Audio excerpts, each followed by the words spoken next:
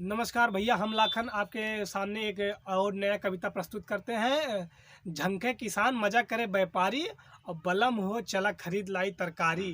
तो भैया लोगन हमारे कविराज भैया बहुत अच्छे तरीके से बनाए हैं, लिखे बाटेन। तो उनके चला सुनन जाओ उनके जुबानी और बहुत मजा आई। और पूरा वीडियो देखिए ओकरे बाद है। तो कविराज भैया तनी बलम हो हाँ चला खरीद आई तरकारी कैसे? हाँ। तरकारी वाला हाँ, सुनावत है। सुनावा। किसान बहुत मार खात हैं हाँ, और पैदा कर बेचत हैं, खरीदे वाले मजा करत हैं। हाँ, बात तो सही। हाँ, तो झंखे किसान मजा अरे करें व्यापारी, बलमा हो चला खरीद लाई तरकारी। अरे लहसुन पियजिया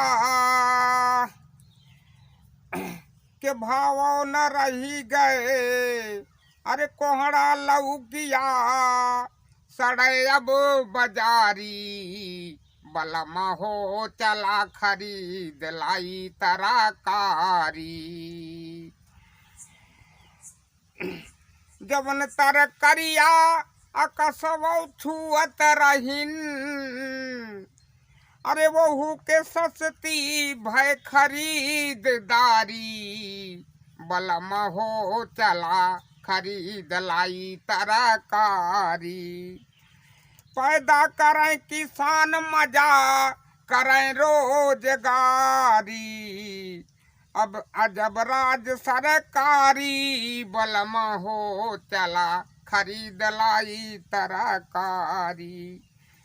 किसानन के सम्मान दई के डीजल पानी खदिया के रेटवा बिगारी, महंगाई के बदले सस्ताई कही के अरे किसान के दिहन उजारी, बलमा हो चला खरीद लाई तरकारी।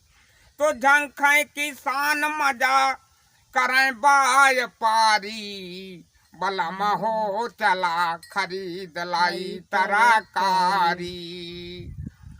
तो धन्यवाद। तो भैया ये तरकारी बलम हो चला खरीद लाई तरकारी देखला है और झकास वीडियो आई। और देखे खाते हमें चैनल को सब्सक्राइब करा और बेल आइकन के प्रेस करा। मिलत बानी अगले वीडियो में। बलम हो चला बेच आई तरकारी जैसन और वीडियो लेके। धन्यवाद।